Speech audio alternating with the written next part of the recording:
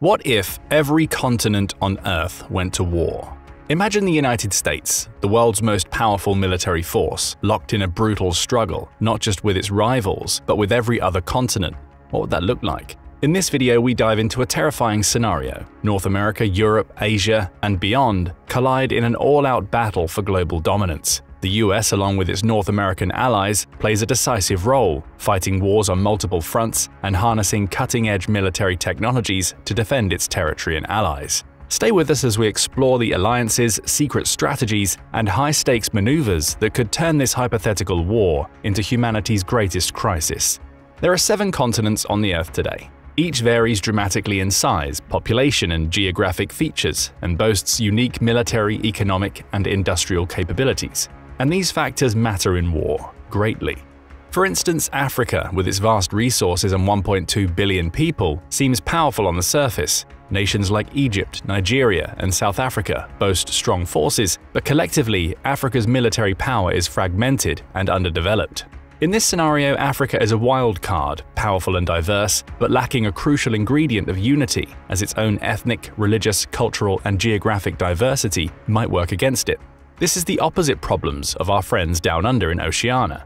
With a slim population of 46.2 million people, just a few million more than the population of Tokyo in Japan, Australia, the core power in Oceania, nevertheless brings the weakest aggregate military power to our scenario. With a combined military size of just 58,000, a relatively small landmass, it would be wise to sit out any major conflagrations between the powers that be. If it plays its cards right, Oceania's relative isolation might come in handy, abundant in natural resources like iron, ore, coal, and gold, and boasting a strong agricultural sector. Australia could afford to take advantage of the inevitable turmoil in Africa and Asia by sitting out a major war, that is, if it can convince its regional peers that there would be little to gain by occupying its coastal cities, Pacific Island neighbors, and rugged interior. Even more down under is Antarctica, the southernmost continent covered almost entirely by ice.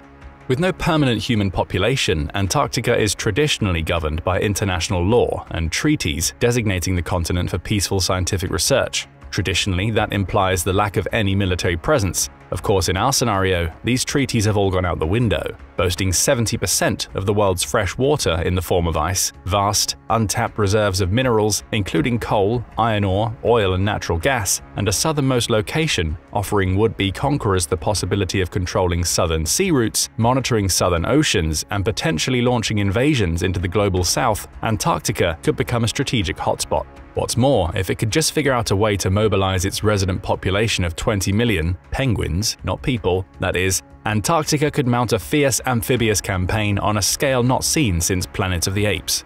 Jokes aside, a mere 600 miles from Antarctica's southern ice floes rests the southern tips of Chile and Argentina, 2 of South America's 12 countries that round out our B-tier belligerents in our scenario. South America's countries have moderate military capabilities, with Brazil and Colombia having the most significant forces at 360,000 and 295,000 soldiers respectively. Relatively peaceful, with few major conflicts in the past few decades, South America's military power has often been projected inward, subduing gang violence and political dissent, protecting coastal defenses and offshore oil reserves, and conducting disaster relief. As such, while its economies are emerging and influential in their own right, and the continent is rich in natural resources, including Venezuelan oil, its 430 million people, not much more than the United States to the north, would have to hope it could defend itself against foreign incursions. Power projection, especially naval power, is mostly out of the question. South America will have to be wary. That's the opposite case for its neighbors to the north. Despite its name, North America is led militarily by the United States, backed by a bevy of Central American and Caribbean countries, along with Mexico and Canada. With a moderately sized population of 579 million, the bulk of its military, numbering 1.7 million soldiers, comes from the United States, with a significant injection of manpower from Mexico. Canada furnishes the bulk of the continent's air defense warning systems, along with enough maple syrup for the millions of pancakes made on each of the United States Navy's 290 deployable battle force ships that are likely to do battle around the globe, including 11 aircraft carriers, 9 amphibious assault ships, 21 cruisers, and more than 75 destroyers. There's also a fleet of nuclear submarines, which, in our scenario, carry only non-nuclear cruise missiles and ICBMs. The United States is itself an economic powerhouse, with the most powerful military in the world. Its high levels of development, advanced industries, and global influence pair well with the trove of natural resources, including oil, natural gas, mineral, and almost limitless expanses of fertile agricultural land offered by its allies. Here, the key limiter will be the people's will to fight. As a series of democratic republics, North America's ability to wage protracted wars hinge entirely on whether their people want the war to begin with. With enough casualties, pressure to withdraw from a given zone of conflict will mount. Fortunately, North America is insulated by two vast moats, the Atlantic and Pacific Oceans, which give it ample time and space to challenge any would-be conquerors. Protected by the umbrella of American military power no longer, Europe is finally on its own in this brave new world. With a combined population of 600 million people, it continues to benefit from the structure and benefits of the NATO alliance, which militarily binds its diverse patchwork of nations. Europe boasts some of the world's largest economies, including formal global superpowers Germany, France, and the United Kingdom. The European Union constitutes its primary economic bloc, making up the world's third largest combined GDP. While it is less resource-rich than other continents, it has sufficient coal and agricultural products for its needs and surpasses the manufacturing ability of industrial and commercial components of most of its peers. Given the time to mobilize its population for war, something it has not had to do in over 8 decades, Europe has proven its ability to wage long, protracted, and global struggles in the past. Europe, in our scenario, much like Europe today, sees its power-hungry Russian neighbor as something of a pariah, one that may be in Europe but not of Europe. The two do not get along, and while about 80% of Russians technically live in European territory, owing to their traditional inclination to align themselves, trade, and work with Asian powers like China, North Korea, and India, we have chosen to lump Russia into the Asian continental category. Already backed by one of the world's largest and most sophisticated militaries, China, the addition of Russia, along with other notable Pacific powers, make this one of the fiercest continental powers in our scenario. It's not hard to see why. If we can get ourselves to square the circle and agree to the idea that this bloc would combine the capabilities of China, Russia, India, Japan, the Philippines, and other Asian countries traditionally hostile to one another, the combined army would easily be the largest in the world. With over 2 million active personnel from China, another 1.4 million from India, the ground forces would be vast, highly organized, and capable of attracting massive numbers of troops across multiple theaters. Russia's experience with mechanized warfare and India's experience with mountain and desert warfare create a serious ground force. The air force of this combined army would be almost unmatched in its breadth and technological sophistication, incorporating China's latest rapidly advancing aerospace capabilities, Japan's missile and electronic warfare capabilities, and the world's best manufacturing base to produce a seemingly limitless fleet of drones and aircraft to maintain dominance in the air. The naval component would also be a global powerhouse, merging China's expanding blue water navy with Russia's submarine fleet and Japan's cutting-edge shipbuilding and advanced destroyer bases. With unmatched manufacturing potential, a proven ecosystem of military cooperation, and advanced and interoperable military systems, Asia dominates in terms of size, population, and landmass, and would be an excellent candidate for winning a short global war. The problem then becomes political. Can the Asian powers overcome the egos of their strongman leaders and unite their military and political objectives over the long term? Or will they fall at each other's throats as particularistic interests take hold? Let's take a look at how the dominoes might fall in this continental battle royale. As the curtain rises across the globe, the three major powers sit back to prepare their societies for war, increase their military output, and observe their principal rivals. The United States knows that its continental allies confer it special advantages in the Western Hemisphere. Without allies abroad, however, it lacks the basing rights, overflight privileges, and diplomatic channels to project power and keep close tabs on developments in the Eastern Hemisphere. Europe knows how unwise it might be to start a land war in Asia. The principal power brokers in Asia, for their part, are bent on territorial revisionism, but few can agree on the where and the how. The Russians try to convince the Chinese and Indians of the need to strike Europe while the irons are hot. Its pitch to the Indians involve a clever line about getting back at their imperial overlords, but even they are wary of the slaughter that could arise out of a broader Eurasian conflict. A death match between Europe and Asia is, quite rightly, viewed on both sides as a suicidal proposition with no clear winners. Early on, the American Joint Chiefs of Staff invite the North American republics to convene a strategy conference in Mexico City. In the meeting, American planners have seemingly harkened back to a broader hemispheric defense strategy that had been in vogue prior to World War II. Dominance in the Western Hemisphere, the Americans argued, was possible only if North American republics worked together to protect against external threats by maintaining strong naval and air defenses, particularly in the Caribbean and along the Atlantic coast. The United States proposed a division of labor, placing the onus of northern air defenses on Canada with American aid, the majority of maritime security in the Pacific and Atlantic Oceans to itself, and the role of intelligence gathering, building alliances, and repelling any incursions in Central America by the South American factions to its allies in the region. A defensive posture, rather than direct involvement in any eventual overseas conflict, would be vital to preserving precious industrial power and manpower pools when and if the need to fight arose. In secret internal discussions, the American chiefs talk about the possibility of unifying North and South America under their military leadership. As if on cue, intelligence sources confirmed a multinational buildup of South American forces in Venezuela. Contrary to initial expectations, extremist politicians in Argentina, Brazil, and Venezuela have convinced their continent to adopt an aggressive foreign policy. The Central American nations, they argue, are hoarding vital resources, particularly water and arable land, and leveraging their connection with the United States to spur any trade deals with South America. Envisioning a limited offensive to reunify all Spanish-speaking countries in the Western Hemisphere, the South American governments bank on the United States getting too involved in a massive overseas intervention to protect its own back door. Tensions rise as South American leaders accuse Central American governments of deliberately stoking the crisis. Nationalist and populist rhetoric fuels public support for military action, and the South American coalition argues that invading Central America is now necessary for its survival and regional stability. In a stunning move, the coalition launches a coordinated military campaign to seize control of key territories in Central America. Brazil's military leads the charge, focusing on advancing up into Panama and Costa Rica to secure the Panama Canal. Argentina's forces target Nicaragua and Honduras, aiming to establish control over its agricultural output and strategic ports. Venezuela, leveraging its proximity to the theater, supports the invasion with air and naval forces. It concentrates on securing the Caribbean coastlines to control vital maritime routes.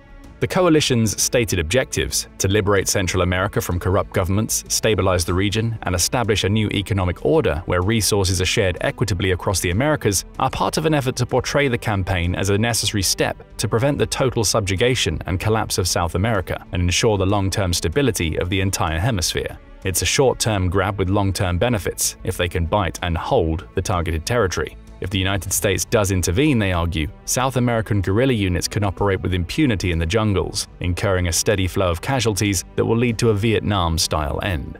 It's a grave miscalculation. The invasion triggers widespread international condemnation, with the United States and Mexico leading the charge to form a counter-coalition to repel the South American tide. The conflict quickly escalates, drawing in neighboring countries and sparking a broader war for the Americas. The invasion, seen as a benign smash and grab by the occupiers, destabilizes Central America, sparking humanitarian crises, mass displacement, and long-term regional instability. This was the thorn in the back the American military feared. If they can't restore the sovereignty of Central America and repel the South American advance, any hopes of defending from superpower threats in the Pacific or Atlantic will be gravely imperiled.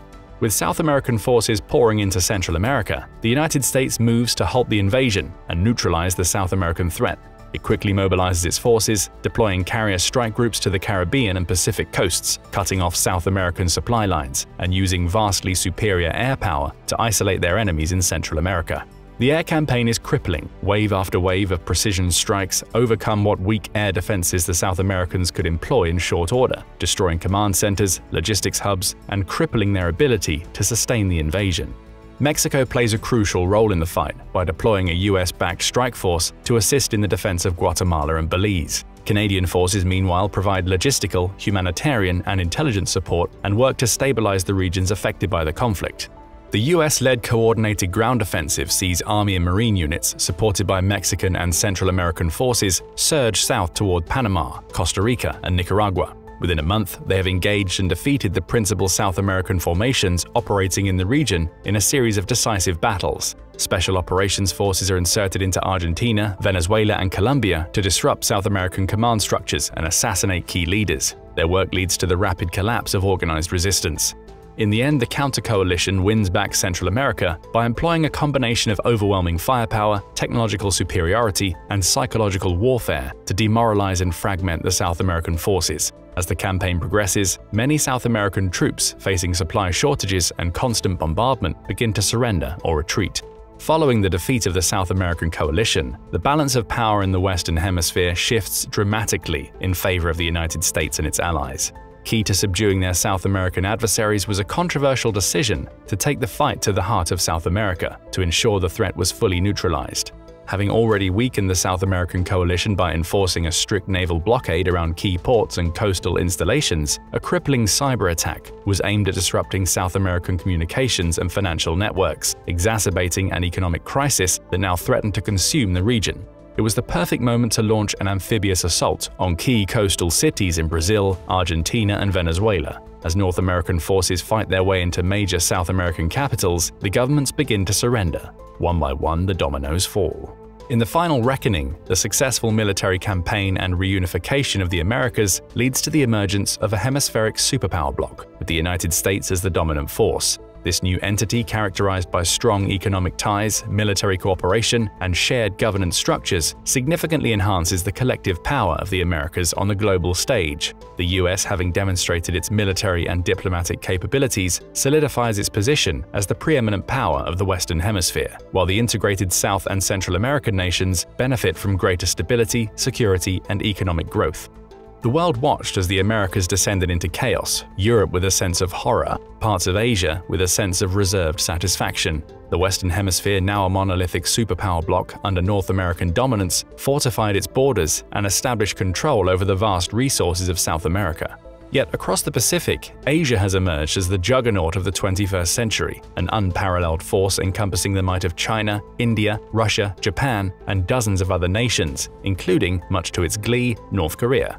As the war raged across the globe, the Asian coalition, now known as the Eastern Confederation, turned its eyes towards Africa. The continent was rich in natural resources essential for sustaining their war machine: oil, rare earth metals, uranium, and food supplies. Having already forged concrete economic, political, and military ties with many African powers as part of its Belt and Road Initiative, China took the lead in military planning. But Africa was more than just a treasure trove. It was a strategic launching point for a future invasion of Europe. Control Africa, they argued, and they could control the Mediterranean, the gateway to Europe. This obviously appealed to Russia, now eager and intent to strike NATO with full material backing from its new emboldened allies. Control of Africa would give the Eastern Confederation a decisive edge, but Europe, aware that an unchecked Asian advance would soon reach its own borders, could not afford to stand idle. In response, NATO, led by the combined might of the European Union and the United Kingdom, decided it was in their best interest to intervene. It was the Cold War gone hot. Europe, though war-weary and fractured, still commanded advanced technology, formidable military forces, and a deep historical understanding of global conflict. Africa once again became a battleground for global supremacy, a proxy war between the Eastern Confederation and Europe's NATO powers. The skies over Africa darkened as waves of Eastern Confederation bombers streaked across the continent. Operation Black Sun, the code name for the invasion of Africa, had begun. The first targets were the major coastal cities: Cape Town, Lagos, Cairo. These urban centers were hammered by precision strikes aimed at crippling their infrastructure and sowing chaos among the civilian population. Simultaneously, Chinese, Russian, and Indian hackers of the Eastern Confederation launched a massive cyber attack, plunging much of Africa into a digital blackout. Communications, power grids, and military command centers were crippled. The continent, already fractured by years of economic disparity and regional conflicts, was thrown into disarray. With the coastal defenses in tatters, the Eastern Confederation's naval armada moved in. Aircraft carriers, destroyers, and amphibious assault ships surged towards the African shores. In the vanguard were the elite units of the Eastern Confederation's marine forces, hardened veterans from the Himalayan conflicts and the Siberian front. The first major land engagement occurred in the Horn of Africa, a region of immense strategic importance due to its proximity to the Arabian Peninsula and the Suez Canal. The Eastern Confederation had deployed over 300,000 troops, supported by 2,500 main battle tanks, 3,000 artillery pieces, and a vast array of drones and cyber warfare units. These forces were composed of battle-hardened veterans from the Himalayas and Siberia, equipped with advanced armor and autonomous weapon systems. The African Union, though initially caught off guard, mounted a fierce resistance. Ethiopian, Kenyan, and Somali forces, bolstered by hastily mobilized reserves from across the continent, dug in to defend their homeland. They would stand little chance unless help arrived quickly.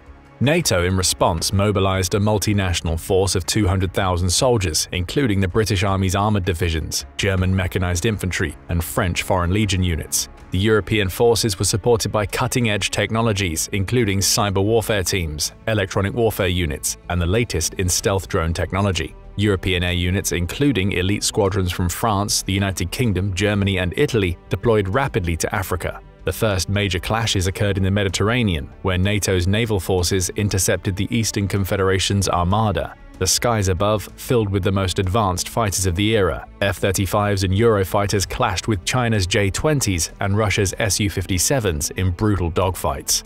NATO's Aegis-equipped destroyers and advanced missile defense systems blunted the initial missile barrage from the Eastern Fleet, but not without losses. The Mediterranean became a contested zone on a scale not seen since World War II, with both sides deploying submarines, aircraft carriers, and drones in a deadly dance of cat and mouse. For weeks, the battle raged across the rugged terrain of the Ethiopian highlands. The Eastern Confederation unleashed its full arsenal, drones, artillery, and tanks, against the African defenders. The skies were a constant roar of jet engines and the thunder of anti-aircraft guns. NATO's Leopard 2A7 tanks, armed with next-generation kinetic energy rounds, went toe-to-toe with the Eastern Confederation's T-14 Armata tanks. European forces used sophisticated reconnaissance drones like the Eurodrone and MQ-9 Reapers to identify and strike at enemy positions with precision-guided missiles. The Confederation forces found themselves bogged down in a brutal war of attrition. But the tide turned with the arrival of the Eastern Confederation's mechanized divisions from India and Russia. These units, supported by overwhelming air power, punched through the African and NATO lines, forcing the defenders into retreat. Despite NATO's technological edge, the Eastern Confederation's sheer numbers and acceptance of rugged attritional warfare allowed them to push NATO forces to the brink. The battle for Addis Ababa became a focal point, with NATO's forces digging in for a protracted urban conflict. The struggle turned the streets into a deadly maze of skirmishes. The Horn of Africa fell under Confederation control, giving them a vital foothold on the continent. While the Eastern Confederation pushed southward from the Horn, NATO initiated a bold counteroffensive in Central Africa. Recognizing the strategic importance of the Congo Basin and its vast mineral wealth, NATO aimed to secure this region and disrupt the Eastern Confederation's supply lines. NATO deployed the latest in multi-domain battle doctrine, integrating land, air, cyber, and space assets. The British Army's 3rd Division, supported by French Rafale fighter jets and German Mantis air defense systems, spearheaded the offensive. In the dense jungles of the Congo, NATO forces utilized advanced reconnaissance satellites and AI-driven analytics to predict and counter Eastern troop movements. The fighting in the Congo was brutal. The Eastern Confederation had established a network of supply depots and fortifications throughout the jungle, guarded by elite Russian Spetsnaz and Chinese Special Operations Forces. NATO's forces faced constant ambushes and guerrilla tactics, forcing them to adapt to the harsh environment. Both sides deployed advanced autonomous combat drones, leading to a new form of warfare where machines engaged in deadly duels over the treetops. Despite the challenges, NATO's technological superiority began to turn the tide. The deployment of hypersonic missiles, like the Franco-British Perseus, struck deep into Eastern supply lines, crippling their logistics. The European forces steadily gained ground, pushing the Eastern Confederation back toward the equator. Both sides were operating on the long end of a logistical shoestring, but it was much harder for the Eastern Confederation to sustain their long lines of communication. The war's climax in Africa came with the Siege of Johannesburg. The city, fortified by the African Union and NATO, was the last major stronghold in southern Africa. Eastern Confederation forces, determined to seize the region's rich mineral resources, surrounded the city with over 500,000 troops, supported by thousands of tanks, artillery pieces, and drones. NATO, in defense, concentrated its most advanced technologies and elite units. Knowing it could not hold out indefinitely, it decided to appeal for assistance from the Americas. Recognizing the strategic threat posed by the Eastern Confederation's potential control of Western Africa, the United States agreed to lead a small multinational expeditionary force to assist. In their calculation, if the Eastern forces secured advanced air bases in Dakar and Senegal, they would gain proximity to critical strategic waterways such as the Atlantic shipping lanes and the Panama Canal. This would put North American security and economic interests at risk. This threat alone merited intervention. Mexico contributed its elite Fuerzas Especiales special forces, known for their counter-terrorism and unconventional warfare capabilities. Canada deployed the Joint Task Force 2, JTF-2, one of the world's most skilled special operations units, specializing in direct action, reconnaissance, and counter-terrorism. Brazil sent its elite Comando de Operações Especiais, a special operations command, renowned for their jungle warfare expertise and counterinsurgency operations. These units fought alongside the US 82nd Airborne, forming a powerful coalition in the struggle to secure Johannesburg and stem the Eastern Confederation's advance. NATO's Iron Dome systems, initially designed for Israel, were deployed en masse to intercept the constant barrage of missiles and rockets. The siege of Johannesburg became a test of endurance and innovation. The Eastern Confederation unleashed a swarm of kamikaze drones attempting to overwhelm NATO's defenses. In response, NATO deployed directed energy weapons, including the US Navy's laser weapons system, LAWS, and Germany's HEL, high-energy laser systems, to shoot down incoming drones and missiles. Inside Johannesburg, urban combat reached unprecedented levels of intensity. NATO's infantry, equipped with advanced power armor and augmented reality helmets, fought street by street, building by building. Eastern Confederation forces attempted to breach the city's defenses. Casualties on both sides mounted, with over 50,000 soldiers and civilians killed in the first month of fighting. The siege dragged on for months, with no clear victor. Both sides poured in reinforcements, turning Johannesburg into a crucible of modern warfare. The city's fate hung in the balance, a microcosm of the larger struggle for the control of Africa. As the war in Africa continued, it became clear that neither NATO nor the Eastern Confederation could achieve a quick victory. The continent became a quagmire, draining resources and lives on an unprecedented scale. The African Union, though initially overwhelmed, managed to reconstitute some of its forces and engage in guerrilla warfare, further complicating the conflict. NATO's air superiority, bolstered by next-generation stealth bombers like the B-21 Raider, allowed them to strike deep into Eastern-held territories. However, the Eastern Confederation's cyber warfare units, among the best in the world, launched devastating attacks on NATO's command and control infrastructure, disrupting operations and communications.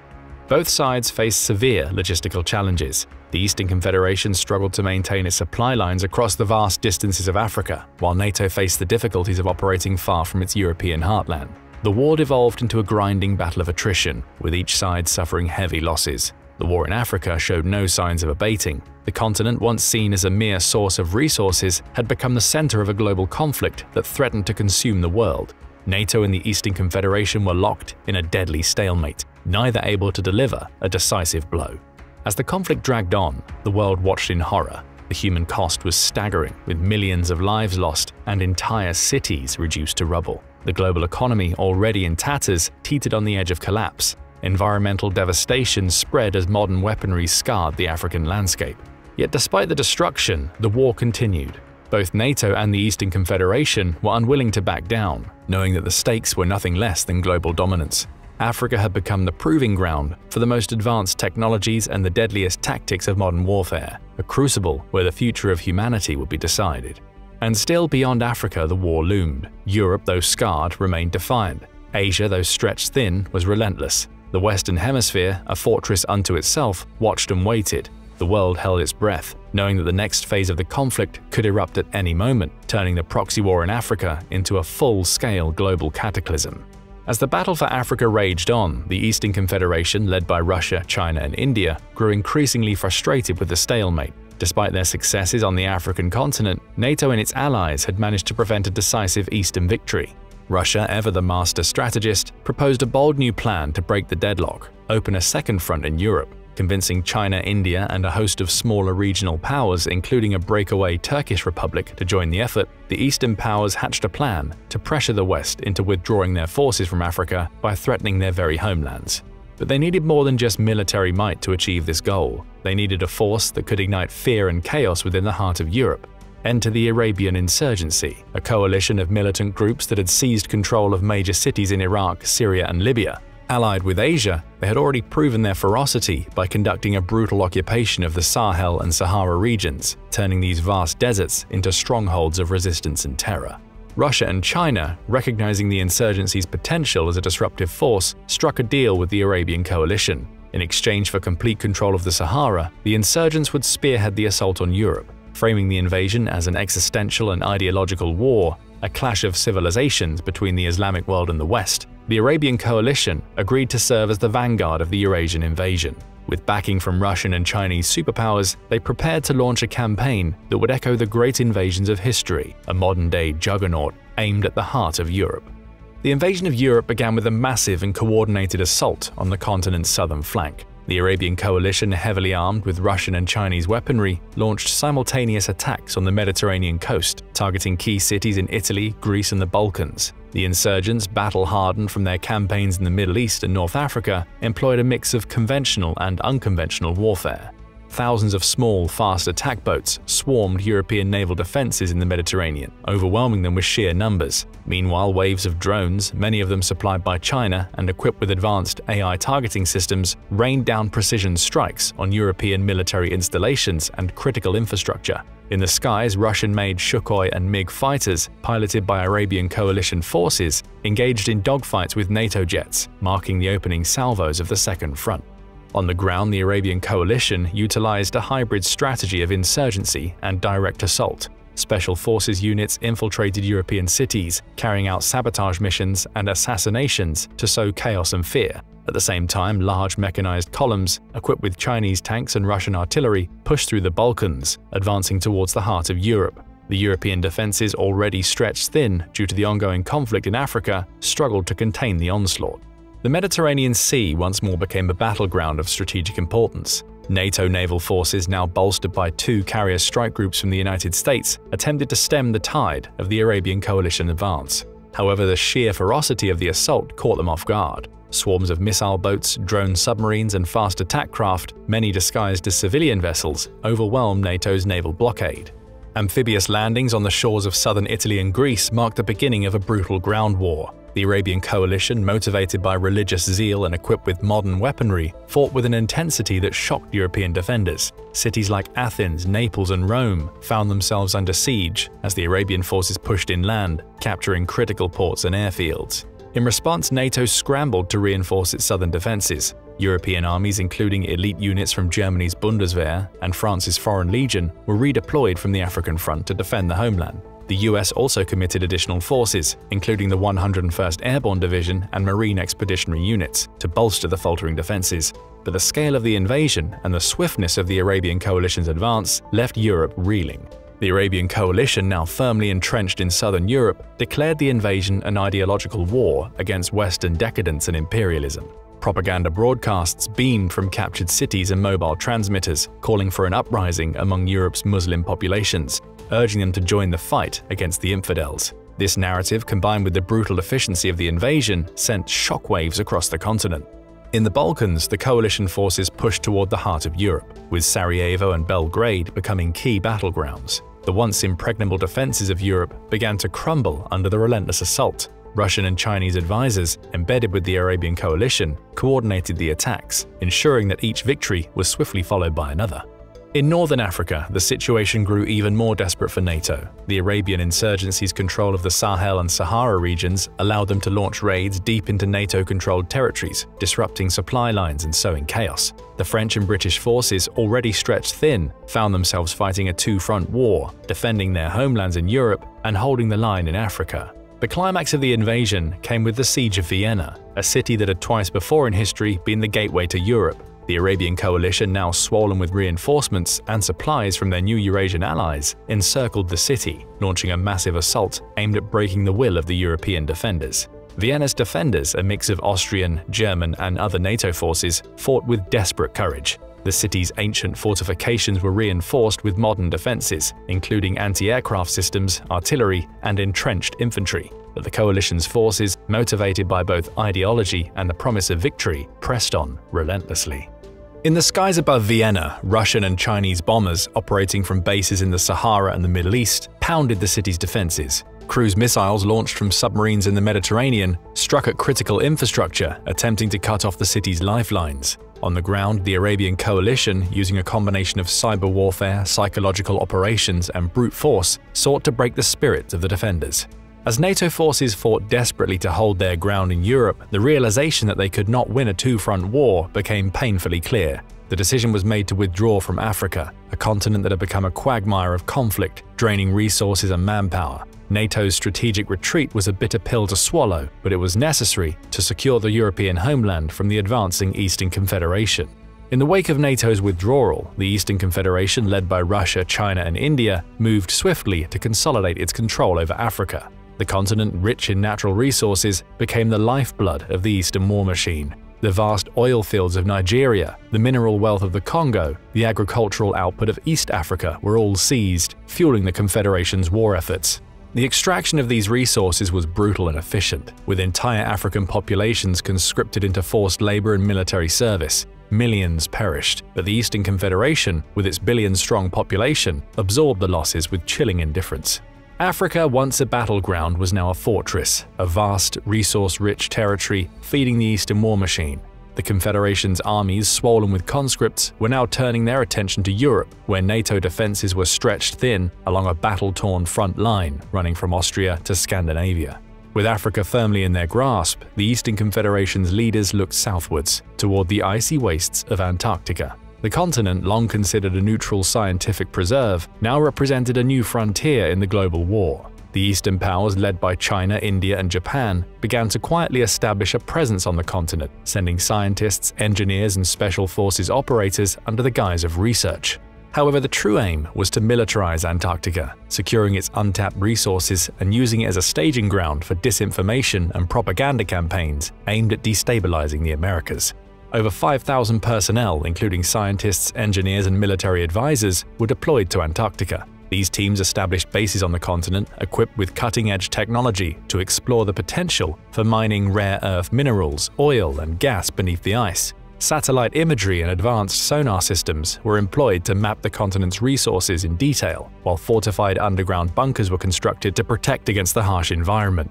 Cyber units operating from secure bases in Antarctica flooded social media and news networks with fake reports of environmental disasters, political scandals, and economic collapse in the United States and its allies. The goal was to sow discord and weaken the resolve of the American public, making it more difficult for the US government to commit to further military engagements. Now the threat of invasion from an Antarctic base was no longer out of the question. The United States, fully aware of the strategic threat posed by an Eastern presence in Antarctica, could not afford to sit idly by.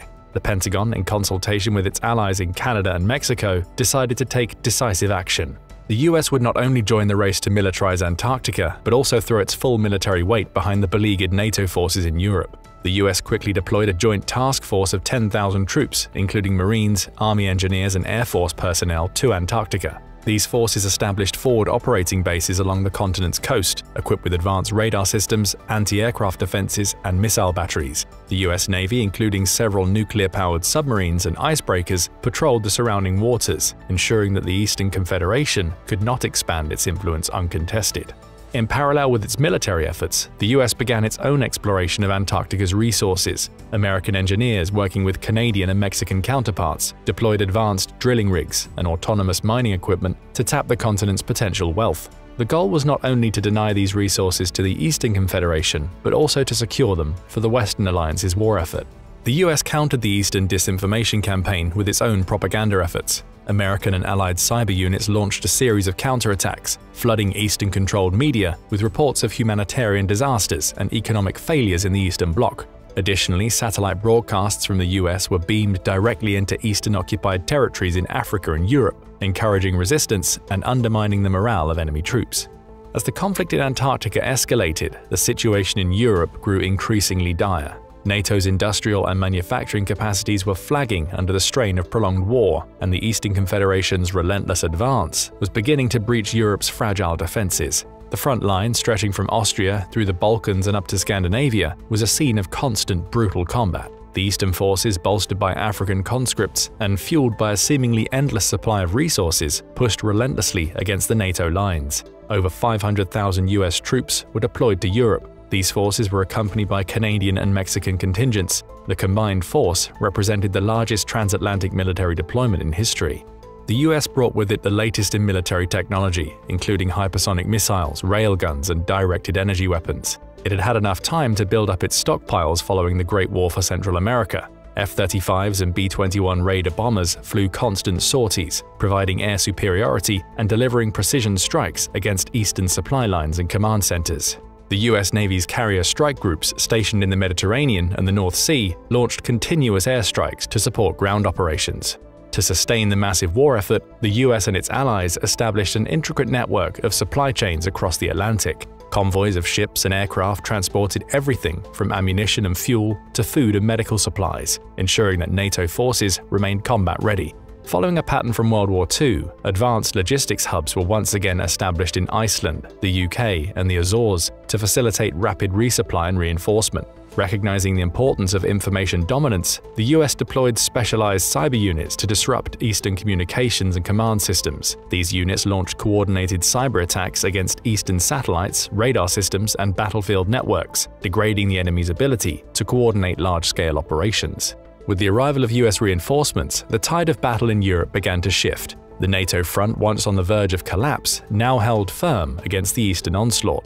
In Austria, US armored divisions supported by precision airstrikes counterattacked against the Eastern forces, reclaiming key positions and stabilizing the front line. In Scandinavia, Canadian, Mexican, Brazilian, and Colombian special forces launched daring raids behind enemy lines, disrupting supply depots and sabotaging critical infrastructure. These operations, combined with the relentless pressure from US and NATO forces, began to stretch the Eastern Confederation's resources to the breaking point. Vienna, once besieged and nearly lost, became a symbol of NATO's resilience. US forces, reinforced by European allies, launched a massive counteroffensive to break the siege. Advanced artillery systems, including the US Army's XM-1299 howitzers, delivered devastating barrages against entrenched eastern positions, while ground troops, supported by drones and close air support, pushed the enemy back. The city, though heavily damaged, was liberated, and the eastern forces were forced to retreat. As the conflict extended into the polar regions, NATO forces launched a series of operations to secure the Arctic and northern Europe. The US Navy, in coordination with Canadian and Scandinavian forces, conducted amphibious assaults on eastern positions in Norway and Greenland, disrupting their ability to project power into the Arctic. This front became a critical theater, as control of the Arctic would determine access to key maritime routes and resources. In a bold move, NATO forces launched a counteroffensive into Russia itself, targeting the key city of St. Petersburg. This operation, codenamed Operation Northern Thunder, aimed to force the Eastern Confederation to divert resources from the European front, relieving pressure on NATO forces. The siege, though fiercely contested, marked a significant turning point in the war, as it demonstrated NATO's renewed ability to strike deep into enemy territory. As the war in Europe intensified, the struggle for Antarctica became a high-stakes contest for control of the continent's untapped resources. The US and its allies, determined to prevent the Eastern Confederation from gaining a foothold in the southern hemisphere, ramped up their military presence on the continent. The harsh conditions of Antarctica tested the limits of human endurance and technological innovation. Both sides deployed specialized cold weather gear, autonomous drones, and advanced vehicles designed to operate in sub-zero temperatures. Skirmishes over strategic locations such as the McMurdo Dry Valleys and the Antarctic Peninsula became commonplace, with each side seeking to gain control of critical research stations and natural resource deposits. The presence of nuclear-powered submarines patrolling the Southern Ocean added a new layer of tension to the conflict. Both the US and the Eastern Confederation understood that control of Antarctica could shift the balance of power. Controlling its vast stores of fresh water could make the difference in a future climate disaster, not to mention the ability to project power across the southern hemisphere. The global conflict, now spanning multiple continents and involving nearly every major power, had reached a critical juncture. The US and its allies had managed to stem the tide of the Eastern Confederation's advance, but the cost was staggering. Europe remained a war-torn battleground, and the struggle for Antarctica threatened to ignite a new, even more dangerous phase of the war. As the world teetered on the edge of catastrophe, the question remained: could the Western alliance, bolstered by American military power and resolve, turn the tide against the seemingly unstoppable enemy? As the Eastern Confederation consolidated its control over Africa and pushed its advantage in Europe, the initial cohesion of this vast alliance began to unravel under the weight of conflicting ambitions and unresolved grievances. The Eastern powers, each with their own visions of post-war dominance, found themselves increasingly at odds.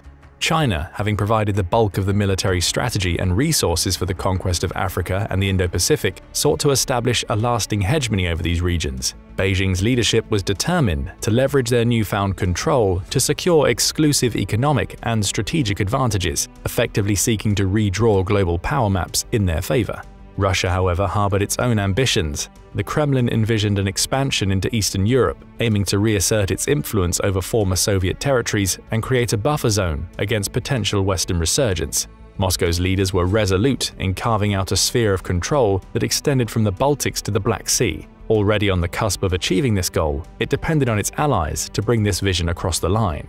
The Pan-Arabian coalition, led by former ISIS militants, were fervently committed to its holy war and determined to hold on to its territory it seized in Europe. The coalition's leaders, driven by ideological zeal, refused to cede control over these territories, viewing their gains as integral to their vision of a new Middle Eastern order.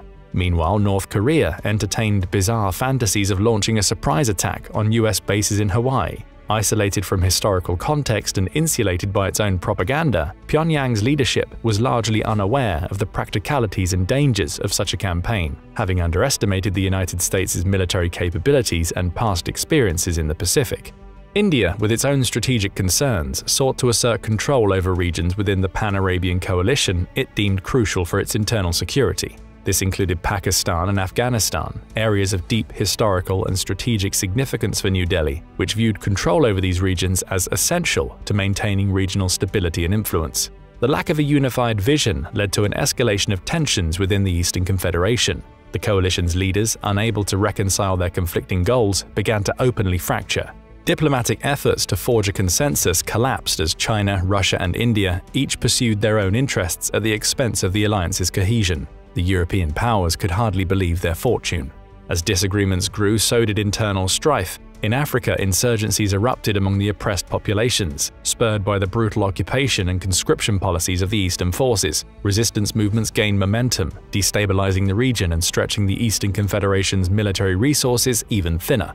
In Eastern Europe, Russian forces faced mounting resistance from local insurgents and NATO counterattacks. The Kremlin's ambition to dominate the region were undermined by growing unrest and the inability to maintain control over newly acquired territories. The Western forces, reinvigorated and supported by newly consolidated resources, began to push back against the weakened Eastern lines. The internal discord of the Eastern Confederation intensified as the Pan-Arabian coalition's unyielding hold over its territories led to increasingly violent and protracted engagements. The coalition, previously seen as a tool for Eastern expansion, became an uncontrollable entity in its own right. This led to a relentless and brutal conflict with no clear resolution in sight. The coalition's territories, now embroiled in a perpetual state of warfare, drained the resources and focus of the Eastern powers. In the end, the Eastern Confederation's Grand Alliance dissolved into a chaotic maelstrom of regional conflicts and power struggles. China, Russia, and India, once united in their quest for global dominance, found themselves locked in a protracted struggle to neutralize the Pan-Arabian coalition, while grappling with internal divisions and insurgencies. The prospect of a unified Eastern power became a distant memory as the coalition's territories turned into battlegrounds of endless strife. For NATO and its allies, the collapse of the Eastern Confederation marked a dramatic turn in the war.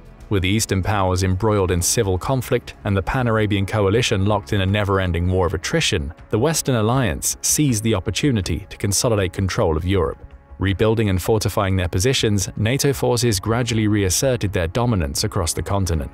As the world witnessed the disintegration of the Eastern Confederation, the lesson of the conflict became clear. The pursuit of hegemonic ambitions with a unified vision and the imposition of brutal occupation policies had led to an inevitable unraveling of the Grand Alliance. The global balance of power had shifted, but the scars of the war and the ongoing conflicts served as a stark reminder of the fragile nature of international alliances and the costs of unchecked ambition.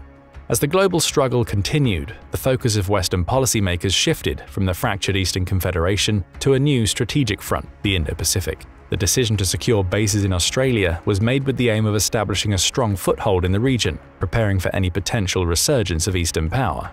However, Australia, having witnessed the devastation that swept through Africa and Europe, was decidedly unenthusiastic about becoming the next battleground. The Australian government, keen to avoid further bloodshed, opted for a surprising strategy: a full-scale nationwide insurgency against any foreign forces attempting to establish bases on their soil. The Great Aussie Resistance became a spectacle of guerrilla warfare and unconventional tactics. Australians, armed with everything from homemade slingshots to advanced hypersonic missiles fired out of their cutting-edge didgeridoo howitzers, engaged in a series of imaginative and highly unorthodox battles. They used their deep knowledge of the terrain to set traps, launch surprise attacks, and execute clever, if not downright cheeky, guerrilla maneuvers.